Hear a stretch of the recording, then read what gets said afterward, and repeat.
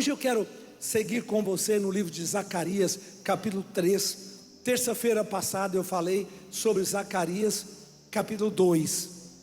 Quando Deus manda medir Jerusalém, quando Deus dá uma palavra para o profeta sair com uma cana de medir. A cana é aquele metro, né? Aquele metro que tinha-se até uns anos atrás nas lojas de tecidos, eles mediam com aquilo, né? Mas enfim, e aí eu mostrei quem era Zacarias. Zacarias foi um homem, um profeta levantado por Deus para o tempo da restauração, para um novo tempo, para um novo mover. Zacarias veio depois de 70 anos de juízo, 70 anos de sofrimento, que foi Daniel. Daniel viveu a época da Babilônia. Zacarias, ele começa a profetizar no segundo ano de Dario. Dario destruiu Babilônia. Dario destruiu Belsazar, filho de Nabucodonosor. Então, para cada período, Deus tem uma trombeta profética. E eu quero dizer para você que a trombeta profética dessa hora haverá avivamento e visitação de Deus. Pode dar uma salva de palmas. Na sua vida, na sua família, passou a noite escura, passou a noite da pandemia, e agora na pós-pandemia, que nós estamos vivendo, momento de organização, reconstrução, rearranjo, até na saúde, né, na vida, na economia, muita coisa se desorganizou. Não tem problema não, Deus vai transbordar. Mais forte.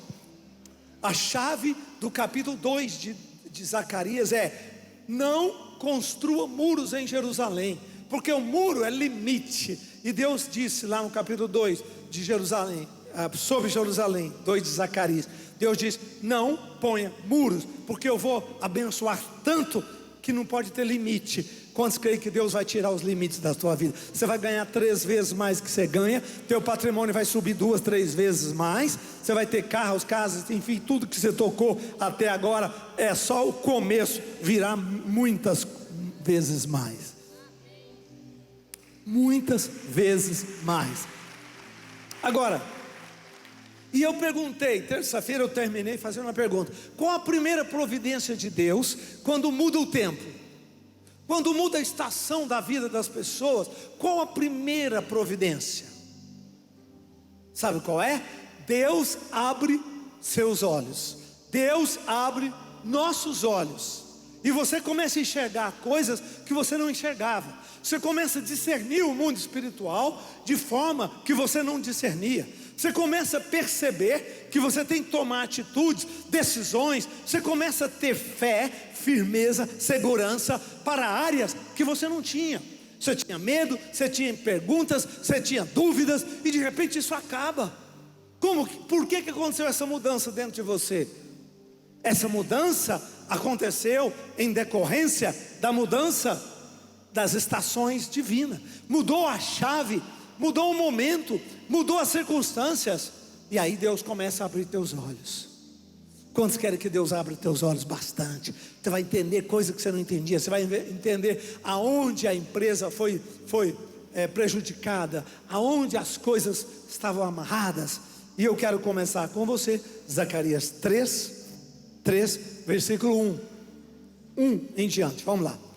Deus me mostrou o sumo sacerdote Josué. Olha isso, gente, a chave tinha virado.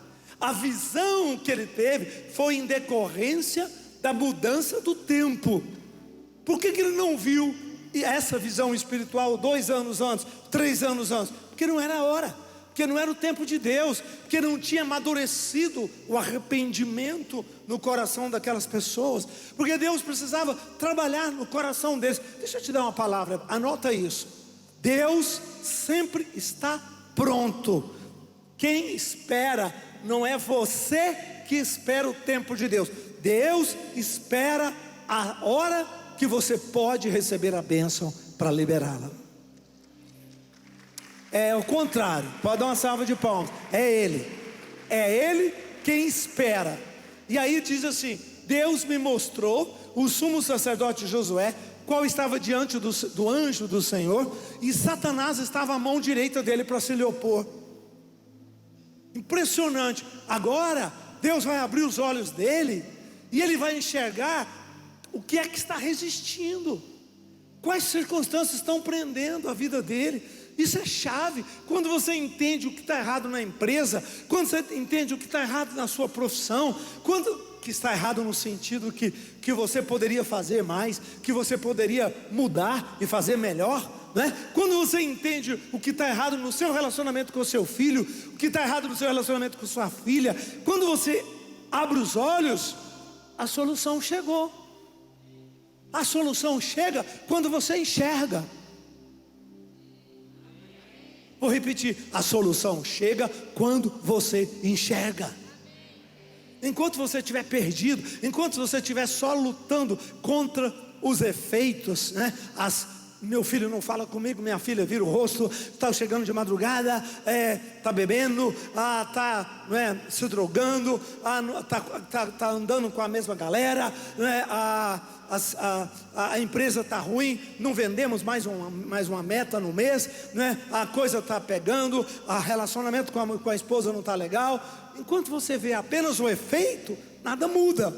Deus vai abrir teus olhos. Presta atenção, a unção abre teus olhos para ver não as consequências, mas as causas espirituais. E quando você enxerga a causa, isso, pode dar uma salva de palmas, igreja. Quando você enxerga a causa, aí você pode corrigir. E é o que aconteceu aqui. Ele viu, o sacerdote viu que simplesmente Satanás estava na mão direita dele, que era a mão da realização, que era a mão da conquista, da construção. Mão direita, mão da força. Ele sabia que as coisas estavam amarradas há muito tempo. Ele sentia que as coisas não estavam bem há muito tempo, mas ele não sabia por quê. Aí ele abre os seus olhos e ele vê que tem uma força espiritual, tem uma maldição prendendo a vida dele. Próximo versículo. Mas o Senhor, era um anjo que estava lá, né? Disse: o Senhor te repreende, o Deus eterno, ó Satanás. O Senhor que escolheu Jerusalém te repreende. Eu já preguei sobre isso terça-feira passada. Não é este um tição tirado do fogo? Ele não tem poder para agir. Ele teve, todo tição foi uma brasa um dia, mas agora perdeu a energia, o calor, a vida, tornou-se apenas carvão, que é um tição. Tornou apenas carvão. Próximo versículo. Preguei isso terça-feira, está disponível para vocês que quiserem, tanto no YouTube quanto no Sara Play.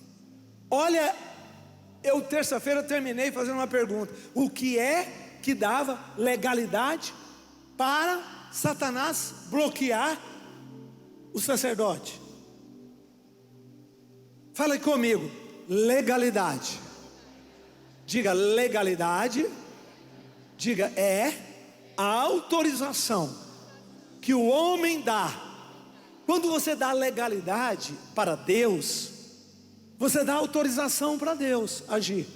Mas quando você dá legalidade a Satanás, você dá autorização para as trevas agirem. O que é a oração? Por que nós precisamos orar? Será que Deus não enxerga nossas necessidades? Eu preciso orar para abrir os olhos dele? Será que Deus não tem poder? É a minha oração que pega a mão dele e faz a mão dele agir como um mega robô? Não é. Ele está vendo. Quantos podem dizer amém? Antes de você começar a orar, ele já sabe. Claro, ele é teu pai. Será que a minha oração põe o braço de Deus em movimento? Não, não. A minha oração é muito pequena para mover o braço de Deus. O braço de Deus é movido pelo amor de Deus que Ele tem por nós. poder de Deus está operando na vida de todas as pessoas. Então para que orar, bispo? Quando você ora, você não aciona as prerrogativas divinas. Quando você ora, você dá legalidade para Deus. Você autoriza Deus a liberar todas as virtudes dele no universo da sua vida. Só isso. Só isso. Por quê? Porque quando você não ora, nós temos o arbítrio nosso, e o nosso arbítrio faz com que ficamos indiferentes em relação à vontade de Deus. Mas quando nós começamos a orar, aí nós autorizamos os anjos a trabalharem. Aí nós autorizamos, né? O Senhor, quando vê alguém sofrendo, Ele já manda os anjos olharem. Ele já toma providência. Agora, para agir, alguém tem que autorizar. Ele não pode passar por cima do arbítrio humano. Quero ouvir um amém? E aí os olhos começam a ser abertos, como abriu os olhos de Zacarias, o profeta. E ele viu Satanás à direita do sumo sacerdote Josué. Mas o que é que fazia aquilo? O que é que deu legalidade para que o inimigo fechasse um sacerdote, um homem ungido, santo, um homem que estava, né, a prerrogativa era estar na vontade de Deus? Ele tinha roupa suja. E roupa suja na Bíblia é impureza. Provavelmente ele não tinha pecados, mas ele tinha impurezas. Impurezas não são pecados, bispo? Às vezes não. Ele é um cara irado. Nem sempre a ira é pecado. Ela é pecado quando ela é extravasada. Tanto que a Bíblia diz: a ira, você não pequeis. Jesus foi tomado de uma ira. Não, a palavra melhor não seria ira, seria uma indignação, né? Lá no templo. E ele tomou atitude, né? Ele ficou bravo, mas ele não pecou.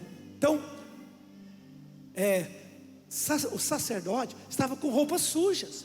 Agora, ele não sabia que ele tinha roupa suja. Ele não sabia que ele era bruto com a mulher dele. Ele não sabia que ele era frio com o filho, com a filha. Ele não sabia que ele era indiferente com os amigos. Ele não sabia que ele era um cara insensível, que ele era uma pessoa distante, egoísta. Ele não sabia disso. Ele vivia isso, mas não percebia. Só que o inimigo usava esses defeitos ou essas impurezas para bloquear a ação de Deus. Deixa eu te dar uma boa notícia: Deus vai mudar você. Teus olhos vão ser abertos e você vai ser mais carinhoso com a tua mulher. Mulher vai ser muito mais carinhosa com o marido, com o filho, com a filha. Deus vai abrir teus olhos e Deus vai tirar a roupa suja que há em você e te colocar uma roupa limpinha. Josué estava trajado de vestes sujas diante do anjo. Tanto que ele não sabia que ele estava com roupa suja, que ele estava diante da presença de Deus. Como ele estava acostumado a ser bruto, indiferente, egoísta, né? A ser uma pessoa voltada só para si. Ele estava diante de Deus. Para ele aquilo foi normal a vida toda. Ele sempre teve aqueles hábitos. Mas aqueles hábitos que ele tinha sempre fecharam o poder de Deus, não permitiram o poder de Deus, deram legalidade para o inimigo roubar. Levanta a tua mão e diga: acabou, o inimigo não vai me roubar mais. Diga: toda roupa suja será tirada e Deus abrirá meus olhos em nome de Jesus. Deus abrirá meus olhos. Próximo versículo 4. Tomou esta palavra e disse aos que estavam diante dele: tira-lhe as roupas sujas. A Josué disse: eis que eu tenho feito que passe de ti a tua iniquidade e te vestirei de finos trajes. Quantos aqui de vez em quando tem uma semana de arrependimento? Só eu? De vez em quando eu tenho muito arrependimento, sabia? De que, bispo? Nem eu sei, mas eu fico arrependendo. Eu não consigo ver tudo, mas sério, às vezes Deus me dá umas músicas, né? E aquela música fala, e ali eu fico chorando. e orando, e orando. E engraçado que nesses dias de visitações espirituais, nesses dias de mover espiritual, de arrependimento, assim, eu começo a ver defeitos em mim. Defeitos, né? Senhor, que coisa, eu podia ser melhor naquilo. Senhor, eu podia fazer mais. Senhor, eu podia ser diferente. Ó Deus, eu me sinto como Paulo, quando Paulo dizia assim: eu, Paulo, o maior de todos os pecadores. Como que Paulo era o maior pecador? Que isso? O cara era santo, homem de Deus. Paulo passou todo tipo de provação e venceu. Mas ele se sentia o maior pecador. Provavelmente ele não era, de jeito nenhum. Aos olhos de Deus ele era santo, mas sempre cabe mais. Sempre cabe mais. Deus pode te levar sempre a maior santidade, a andar mais perto dele. E quanto mais perto de Deus, mais a luz brilha e mais defeitos a gente vê, e melhor a gente se torna. Amém? Então aqui diz assim: eu fiz que passe de dia a tua iniquidade. Ele não via, ele nem sabia que ele tinha iniquidade. Para ele estava ótimo, para ele as coisas estavam perfeitas, ele estava confortável nos hábitos que ele tinha. Você está confortável nos seus hábitos? Para Deus fazer coisas novas na tua vida, primeiro mandamento: Deus tem que te tirar do conforto dos teus hábitos, coração. Deus tem que fazer com que as coisas que você tem conforto te incomodem. Algumas delas, para você crescer, para você enxergar, para você ser melhor em relação a Deus, em relação à esposa, em relação aos filhos, em relação às finanças. Eu passo a tua iniquidade, eu te vestirei. Vestido na Bíblia são hábitos novos, de finos trajes. Deus vai te fazer você se tornar uma pessoa fina, cada dia mais educado, atencioso, mais prestativo, uma pessoa melhor. Mas não é para aparecer, não é para o Big Brother. Está amarrado em nome de Jesus. É para você mesmo, para tua esposa, para tua família, para os anjos e para os demônios te enxergarem. É na sua solidão que você tem que ser uma pessoa melhor.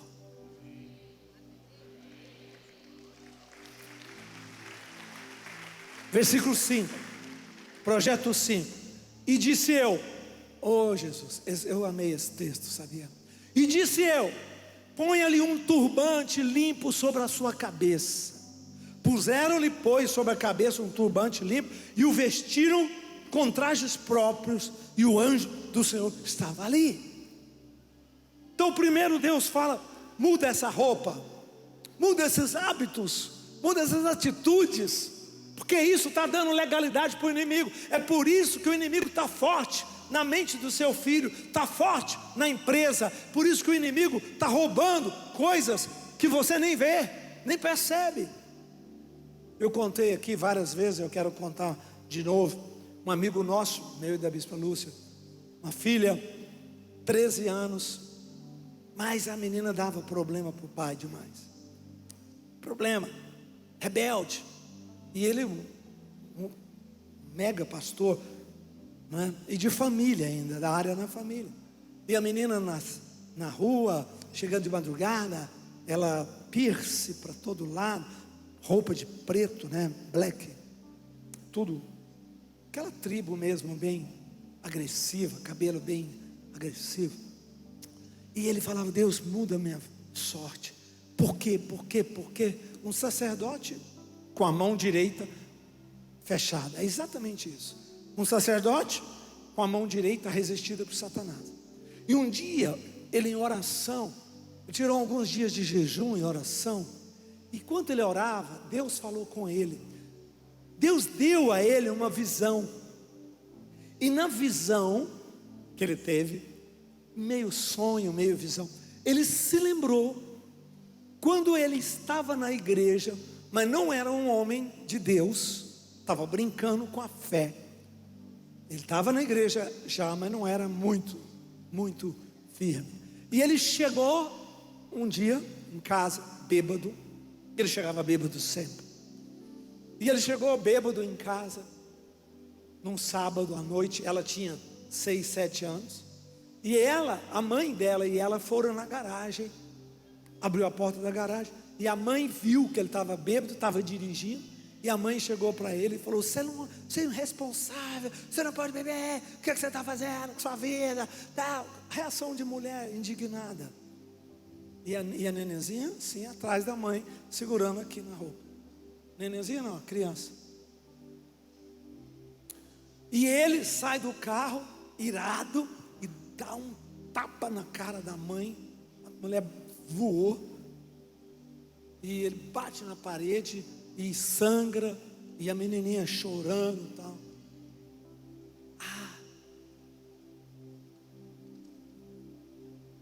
Ele lembrou, veio aquela cena na mente dele. Ele disse: meu Deus, foi ali que entrou a mágoa, a raiva no coração da minha filha. Foi ali que o inimigo usou para entrar no coração da minha filha e quebrar o amor e o respeito e o carinho que ela tinha por mim. Ela nunca mais sentou no colo do pai. Começaram a distanciar. O pai foi para o encontro com Deus, revisão de vida. Deus encontrou a vida dele, mudou a mente dele. Chorou. Arrependeu. Começou a reconstruir. Reconstruir. Tornou um grande homem de Deus. Mas nunca acertou com a filha. Quando ele entendeu aquilo naquela semana de arrependimento, o Espírito Santo falou para ele: espera a sua filha sábado às 4 da manhã. Porque ela sempre chegava às 4 da manhã. Não podia fazer nada, não tinha jeito de bater, não tinha, já tinha perdido toda a autoridade. Aí ele espera ela, e ela chega meio drogada, meio bêbada, e ele põe ela na sala. Ela achou que ele ia brigar com ela, bater nela. Não. Ele sentou, deu um café forte para ela, abraçou, beijou, e ela sem entender nada. Aí ele falou para ela: filha, eu só estou te esperando para quê? Você vai brigar comigo mais uma vez? Vou escutar um sermão de novo? O que você vai fazer comigo? Não. Estou aqui para te lembrar uma coisa. Lembra quando você tinha 6 anos? E eu cheguei bêbado, e a sua mãe saiu com você na garagem para me encontrar. Sua mãe ficou gritando, e eu empurrei e bati nela, e ela bateu na parede, sangrou. Lembra daquilo? Lembro.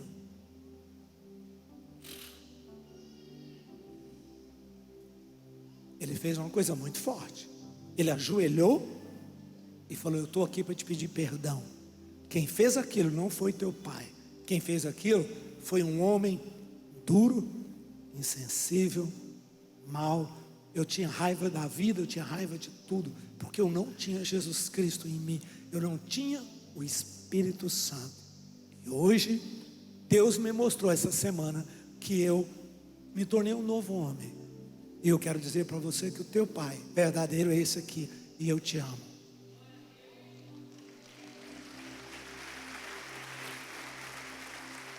Forte. O que você acha que aconteceu? Ele mexeu lá na chave. Quando ele falou isso, rodou a chave.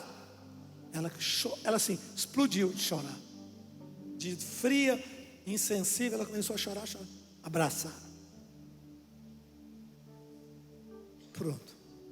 A cura para aquela família nascia naquele momento de perdão do pai com a filha. Qual vai ser a chave que Deus vai te dar? Turbante, meu Deus, turbante é uma coroa. Turbante é a coroa do sacerdote. É a coroa do sacerdote. Não sei nem se eu devo falar sobre o turbante, porque é um outro item, por causa do horário aqui. E isso tem ainda outra Escuta, o Bispo Lucas está me lembrando. Eu vou pregar para vocês sobre o que é o turbante, porque o turbante está intimamente relacionado com o que o Bispo Lucas orou. Pensamentos. É aquilo que protege a mente. E Deus mandou trocar o turbante dele. Muitas vezes você acha, está tudo bem demais, estou ótimo, minha família está ótima. E está mesmo, muito melhor que você já teve. Você já caminhou muito. Mas olha para frente, Deus quer te levar em um território onde toda a legalidade do inimigo será tirada. E Ele vai te dar poder e graça e fé. E um novo nível de avivamento, de visitação. Então, de vez em quando o Espírito Santo te dá uma música, quando você canta, quando você mergulha nessa presença, solta teu coração. Deixa Deus falar com você. Deixa Deus te levar a novos entendimentos dos hábitos do seu próprio casamento frio, distante. Mas os hábitos são os mesmos, não mudam. Não mudam, né? Rotina. E a rotina é um carvão.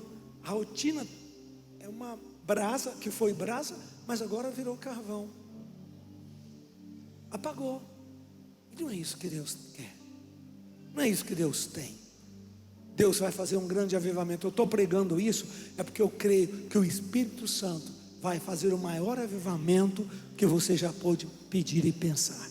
Avivamento financeiro, emocional, avivamento de conversões, avivamento em todas as áreas da tua vida. Mas o avivamento não vem só pelo sopro do Espírito Santo. O avivamento vem pelo sopro do Espírito. Mas quando eu e você desobstruímos, quando eu e você vencemos, tiramos o inimigo que ganhou legalidade, mudamos a maneira de falar, mudamos a maneira de ser, mudamos a maneira de proceder, mudamos nossos hábitos, abriu a porta, abriu a janela e o vento do Espírito chegou.